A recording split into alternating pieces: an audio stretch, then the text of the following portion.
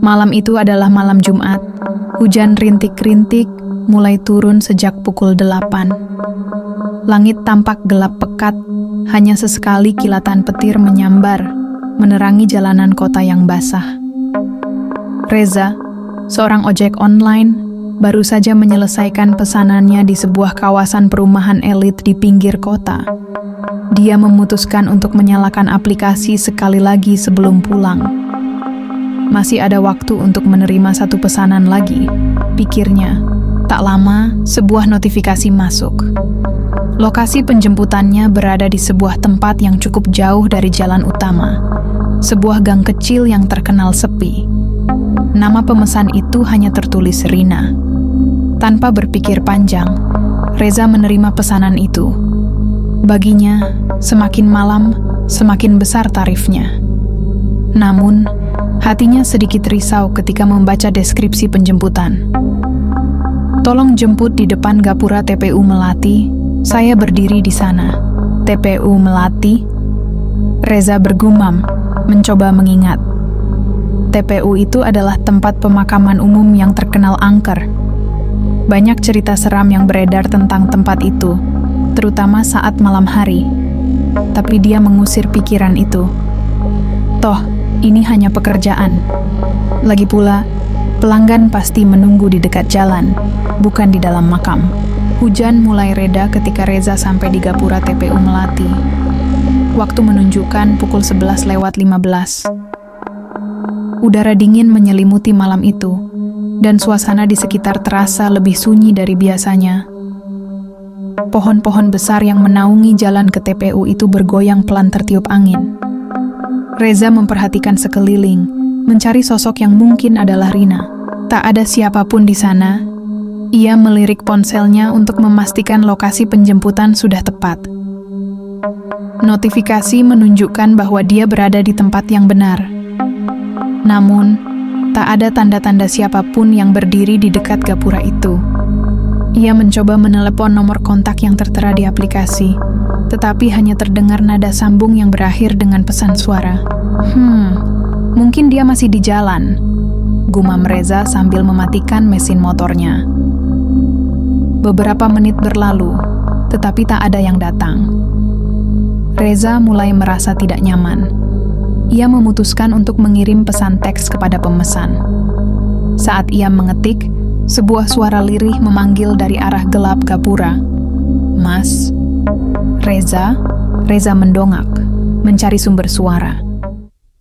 Di bawah temaram lampu jalan yang hampir padam, berdiri seorang wanita dengan rambut panjang yang basah. Ia mengenakan baju putih panjang yang terlihat agak kusut. Wajahnya agak pucat, tetapi ia tersenyum kecil. Matanya yang besar menatap lurus ke arah Reza. "Oh, Mbak Rina ya?" tanya Reza sambil mencoba tersenyum. Wanita itu hanya mengangguk pelan tanpa menjawab. Ia berjalan mendekat dengan langkah yang terdengar sangat pelan di atas genangan air. Reza merasa ada yang aneh dengan gerakannya, tapi dia mencoba mengabaikannya. "Mau kemana, Mbak?" tanya Reza sambil membuka helmnya. "Ke Jalan Dahlia 13, Mas. Itu di ujung kota," jawab Rina dengan suara pelan. Hampir berbisik, Reza mengangguk.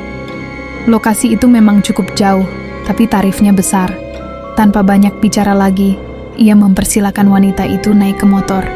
Namun, saat Rina duduk di belakang, Reza merasa bulu kuduknya meremang. Tubuh wanita itu terasa dingin, bahkan melalui jaketnya. Tapi sekali lagi, ia mencoba mengabaikannya. Perjalanan dimulai. Reza mengendarai motornya melalui jalan yang semakin sepi. Lampu-lampu jalan mulai berkurang, dan kabut tipis menyelimuti malam itu. Tidak ada percakapan selama perjalanan. Rina hanya diam, sementara Reza berusaha fokus pada jalan. Namun, setiap kali ia melirik ke spion, Rina tampak tidak bergerak sedikit pun, seolah tubuhnya kaku. "Mbak?" Hujannya makin deras. "Mau berhenti dulu nggak?" tanya Reza mencoba memecah keheningan. "Tidak usah, Mas. Cepat saja," jawab Rina singkat. Suaranya terdengar lebih dingin daripada sebelumnya. Reza melanjutkan perjalanan. Namun, semakin jauh mereka pergi, semakin aneh suasana di sekitarnya. Jalan yang seharusnya dia kenal mulai terasa asing. Pohon-pohon besar di sepanjang jalan terlihat seperti melengkung, seolah menutup jalan di depannya. Anehnya, tidak ada satupun kendaraan lain yang melintas. Padahal, Jalan Dahlia 13 seharusnya tidak terlalu sepi. Di tengah perjalanan, tiba-tiba motor Reza tersentak dan berhenti mendadak. Mesinnya mati tanpa alasan yang jelas. Reza mencoba menyalakan kembali motornya, tapi gagal. Ia merasa panik, terutama karena situasinya semakin mencekam. Rina yang duduk di belakang tetap diam, tidak bereaksi sama sekali. "Mbak, maaf ya, motornya tiba-tiba mogok. Saya coba cek sebentar," ujar Reza sambil turun dari motornya. Namun, ketika ia menoleh ke arah Rina, wanita itu sudah tidak ada di tempatnya. Jok belakang motor kosong, seolah tidak pernah ada siapapun di sana. Reza terkejut, jantungnya berdegup kencang.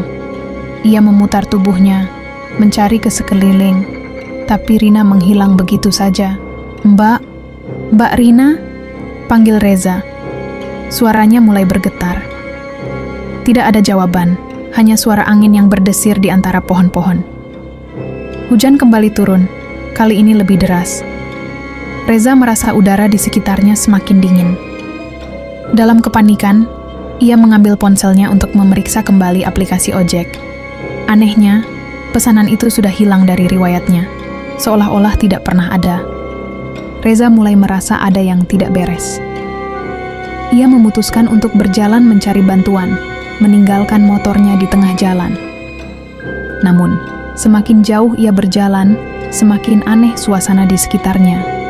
Jalan yang tadi dilewati tampak berubah.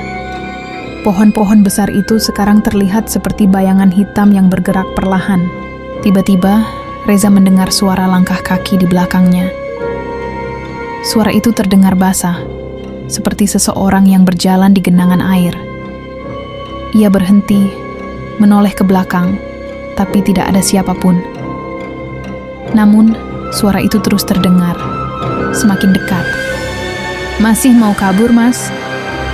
Suara dingin itu terdengar di telinganya. Reza berbalik cepat. Di depannya, berdiri Rina dengan wajah yang kini terlihat sangat menyeramkan. Matanya yang besar kini menatap tajam dengan tatapan kosong. Bibirnya tersenyum lebar, terlalu lebar, hingga memperlihatkan deretan gigi yang hitam. Wajahnya perlahan berubah, kulitnya memucat dan mulai mengelupas. Pakaian putihnya basah dan berlumuran lumpur. Reza mundur beberapa langkah, tubuhnya gemetar hebat. Ia ingin lari, tapi kakinya terasa berat, seperti dipaku ke tanah. Rina perlahan mendekat, langkahnya menyeret. Bau busuk yang menusuk hidung tiba-tiba memenuhi udara. "Kenapa berhenti, Mas? Bukankah mau mengantarku?" Suara Rina terdengar parau, bercampur tawa kecil yang menyeramkan. Reza tidak mampu menjawab. Ketakutannya mencapai puncak. Ia mencoba berteriak, tetapi suaranya tidak keluar. Rina semakin mendekat, hingga jaraknya hanya beberapa langkah. Dalam keputusasaan, Reza menjatuhkan diri ke tanah, menutup wajahnya, berharap semua ini hanya mimpi buruk. Saat itulah terdengar bunyi klakson keras. Reza membuka matanya dan menyadari dirinya tergeletak di tengah jalan. Sebuah truk besar berhenti tepat di depannya, sopirnya turun dan berteriak marah. "Mas, ngapain tidur di jalan? Mau mati ya?" teriak sopir itu. Reza melihat sekeliling. Ia kini berada di jalan raya yang cukup ramai, dengan kendaraan yang berlalu lalang. Motor dan sosok Rina sudah tidak ada. Dengan tubuh gemetar, ia berdiri dan meminta maaf pada sopir truk itu. Setelah sopir pergi cerah, ia masih tidak percaya dengan apa yang baru saja dialaminya. Namun malam itu meninggalkan sebuah misteri. Ketika Reza membuka aplikasi ojeknya, ia menemukan pesan terakhir dari pemesan bernama Rina. "Terima kasih sudah menemani. Semoga selamat."